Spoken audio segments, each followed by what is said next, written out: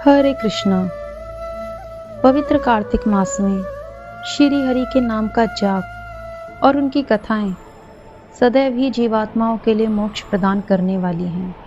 श्री हरि के अवतारों की कथाएं मनुष्य को सुख पहुंचाती हैं। इसीलिए मैं ज्योति आज आपके लिए नारायण के मत्स्य अवतार की कथा लेकर आई हूँ। तो चलिए शुरू करते हैं। कल्पांत के पूर्व एक पुण्य आत्मा राजा का नाम सत्यव्रत था। सत्यव्रत पुण्यात्मा तो थे ही, बड़े ही उदार हृदय के भी थे। प्रभात का समय था, सूर्योदय हो चुका था।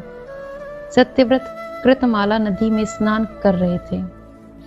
उन्होंने स्नान करने के पश्चात जब तर्पण के लिए अंजलि में जल लिया तो अंजलि में जल के साथ एक छोटी सी मछली भी आ गई। सत्यव्रत मछली को नदी के जल में छोड़ने लगे।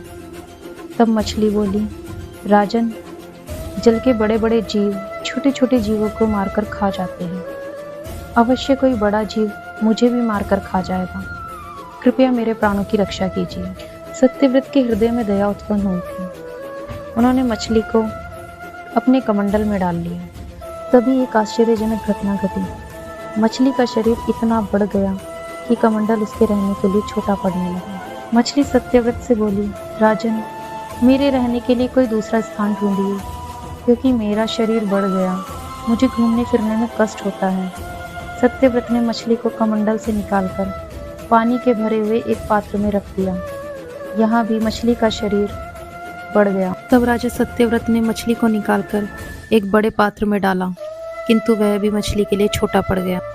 इसके बाद राजा सत्यव्रत ने मछली को समुद्र में डाल दिया। समुद्र में भी मछली का शरीर इतना अधिक बढ़ गया कि मछली के रहने के लिए वह स्थान छोटा हो गया।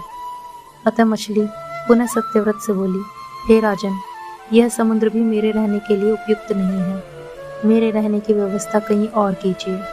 अब राजा सत्यव्रत विस्मित हो उठे। उन्होंने आज तक ऐसी मछली कभी नहीं देखी थी। वह विस्मय भरे स्वर में बोले, मेरी बुद्धि को विस्मय के सागर में डुबो देने वाले आप कौन हैं? मत्स्य रूपधारी श्री हरि ने उत्तर दिया, हे राजन, हयग्रीव नामक दैत्य ने वेदों को चुरा लिया है। जगत में चारों ओर अज्ञान और अधर्म का अंधकार फैला हुआ है।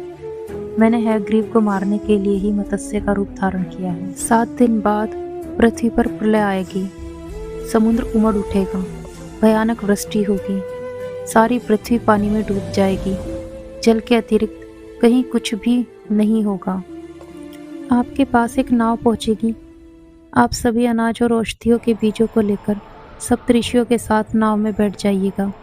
मैं उसी समय आपको पुनः दिखाई पड़ूंगा और आपको आत्म तत्व का ज्ञान प्रदान करूंगा।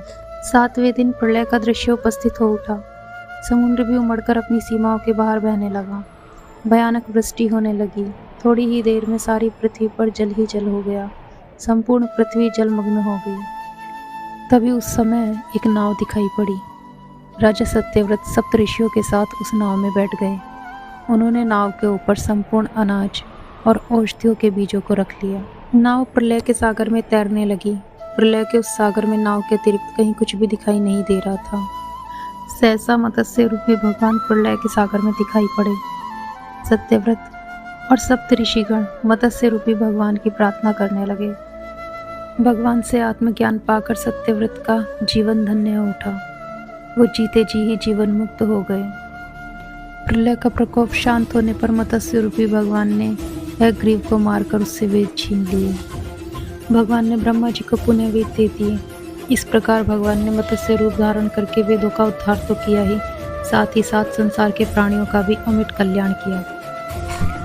तो ये थी आज की श्री हरि के मत्स्य अवतार की कथा। अगर आपको कथा अच्छी लगी है तो इसे लाइक कीजिए और आपके अपने चैनल को सब्सक्राइब कीजिए, क्योंकि अब ऐसी अनेक कथाएं आपके लिए हम लेकर आने वाले हैं।